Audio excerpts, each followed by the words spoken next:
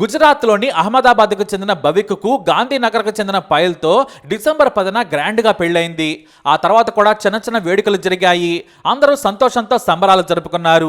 ఇక శోభన ముహూర్తాన్ని డిసెంబర్ 15వ తేదీన పెట్టారు పండితులు. అది కూడా అహ్మదాబాద్లోని భవిక్ ఇంట్లో. కానీ అతని భార్య పాయల్ మాత్రం ఆ టైంకి పుట్టింట్లోనే ఉంది. ఆమెను శనివారం రోజున అంటే డిసెంబర్ 14వ తేదీన తీసుకురావడానికి వెళ్ళాడు భవిక్. తమ కొత్తల్లుడి కోసం ఏర్పాట్లు చేశారు పాయల్ తల్లిదండ్రులు. అంతేకాదు వారికి శోభనం రోజు కాబట్టి కొత్త బట్టలు కూడా తీసుకున్నారు. ఇక ఉదయం అహ్మదాబాద్ నుంచి గాంధీనగర్కు తన ఎస్యూవీ కారులో బయలుదేరాడు భవిక్. ఇదే విషయాన్ని భవిక్ తన భార్య పాయల్కు తెలియజేశాడు. ఆమె కూడా ఎంతో సంతోషించింది. ఇటు భవిక్ పేరెంట్స్ కూడా పాయల్ పేరెంట్స్తో మాట్లాడారు. అయితే ఉదయం 8 గంటలకు ఇంట్లో నుంచి బయలుదేరిన భవిక్ సాయంత్రం వరకు కూడా ఇంటికి చేరుకోలేదు. ట్రైన్లో వెళ్లాలని తల్లిదండ్రులు చెప్పినా కూడా తన కారులోనే జర్నీ బాగుంటుందని భవిక్ బయలుదేరాడు. కానీ సాయంత్రం వరకు ఇంటికి చేరుకోలేదు. అయితే పాయల్ సాయంత్రం కాల్ చేసింది. కానీ భవిక్ ఫోన్ కనెక్ట్ కాలేదు. అదే విషయాన్ని తన తల్లిదండ్రులకు చెప్పింది. వారు కంగారు పడ్డారు. వెంటనే భవిక్ పేరెంట్స్కి కాల్ చేశారు. మీ అబ్బాయి భవిక్ ఇంకా ఇంటికి రాలేదన్నారు. దీంతో కంగారు పడిపోయారు. అయితే రోడ్డు మీద ఏమైనా ప్రమాదం జరిగిందా అనుకుంటూ హైవేపై చూసుకుంటూ వెళ్లారు భవిక్ బంధువులు. పోలీస్ స్టేషన్లో కూడా సంప్రదించారు. అయితే ఆ రోజున ఒక్క ప్రమాదం కూడా జరగలేదని చెప్పారు పోలీసులు. ఆ మరునాడు ఉదయం వరకు వెయిట్ చేసి పోలీసులకు ఫిర్యాదు చేశారు. ఇక పోలీసులు విచారణ మొదలుపెట్టారు. హైవే మీద పోలీసులు కారును ట్రేస్ చేసే ప్రయత్నం చేశారు. సరిగ్గా 113వ కిలోమీటర్ దాటిన తర్వాత కారు హైవేపై కనిపించలేదు. అంటే సరిగ్గా 113వ కిలోమీటర్ ముందే కారు మిస్ అయింది. దీంతో భవిక్కి పాయల్ని పెళ్లి చేసుకోవడం ఇష్టం లేక ఎక్కడికైనా వెళ్లిపోయాడేమో అనుకున్నారు పోలీసులు.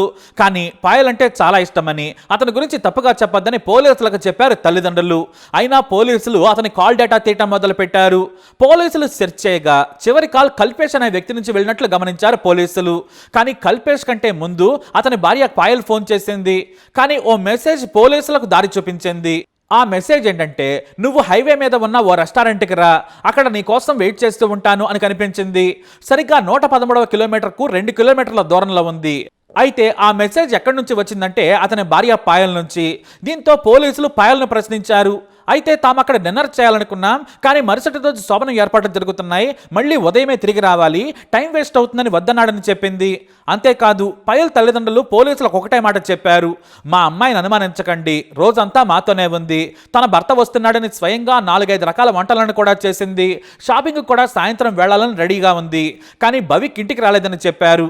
కానీ పోలీసులు ఆమె ఫోన్ను తీసుకుని కాల్ డేటా తీశారు. అక్కడే అసలు విషయం బయటపడింది.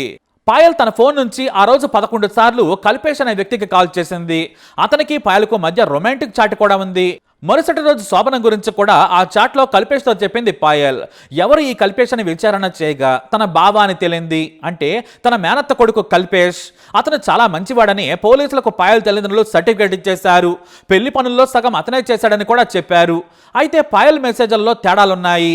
వారి మధ్య రిలేషన్ ఉన్న విషయం పోలీసులు గుర్తించారు. అది కూడా పెళ్లికి ముందు నుంచి ఇద్దరు రహస్యంగా చర్చించుకున్న చాట్ను కూడా రీట్రీవ్ చేశారు పోలీసులు. అందులో ఒకటే మాట ఉంది, నా భర్తను చంపేయి, నేను డబ్బులు ఇస్తాను, ఏర్పాట్లు చేయమని పాయల్ చెప్పింది. ఆ ఒక్క డైలాగ్తో పోలీసులకు నిజం తెలిసిపోయింది. ఎందుకంటే భవిక్ను చంపుదామని ఆమె చెప్పింది. కానీ ఆ రోజు ఇంటి దగ్గరే ఉంది. కానీ అతని మిస్సింగ్ వెనుక పాయల్ హస్తం ఉందని అర్థం చేసుకున్న పోలీసులు ఆమెను అదుపులోకి తీసుకున్నారు. అయితే ఆమె తల్లిదండ్రులు మాత్రం మిస్ అయిన భవిక్ను పట్టుకోవడం చేతకాక నా కూతురుని వేధిస్తున్నారని మీడియా ముందు ఓవర్ యాక్షన్ చేశారు. వాస్తవానికి అమాయకంగా కనిపించే తమ కూతురు పెళ్లైన 4 రోజులకే భర్తను ఎందుకు చంపుకుంటుందనేది వారి అనుమానం. తమ బిడ్డ చాలా పద్ధతిగా పెరిగిందనుకున్నారు. అందుకే వాళ్ళు పోలీసులపై కూడా ఫైర్ అయ్యారు. ఇక పోలీసులు ఆమెను విచారణ చేయగా నాకు తెలియదు బాబోయ్ అని బోరన ఏడ్ చేసింది, నన్ను వదిలేయమని బ్రతిమలాడింది. కానీ పోలీసులు ఆమె మెసేజ్లను చూపించారు. అవి భవిక్ గురించి కాదు, మేము సరదాగా మాట్లాడుకున్న మాటలు, నేను హత్య గురించి మాట్లాడలేదని కమెంట్ చేసింది. 2 రోజుల పాటు పోలీసులను తప్పుదోవ పట్టించింది పాయల్. కానీ అంత క్లూ దొరికాక పోలీసులు వదిలిపెడతారా? అస్సలు వదలరు. చివరకు బోరన ఏడుస్తూ నిజం ఒప్పేసుకుంది. ఎందుకంటే పోలీసులు అడిగిన ప్రశ్నలనే తిప్పి అడిగారు.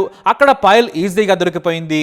నేను నా బావ కల్పేష్ 4 ఏళ్లుగా ప్రేమించుకుంటున్నా, మా పెళ్లికి మా నాన్న ఒప్పుకోలేదు, మా బావకు ఆస్తులు లేవు, మంచి జాబ్ కూడా లేదు, అందుకే భవిక్తో పెళ్లి చేశారు. కానీ అతన్ని చంపైనా కలిసి బ్రతుకుదామనుకున్నా. కానీ ఆదివారం శోభనం ఏర్పాట్లు చేశారు. నాకు భవిక్తో శారీరకంగా కలవడం ఇష్టం లేదు, అతనితో శోభనం వద్దనుకున్నాను.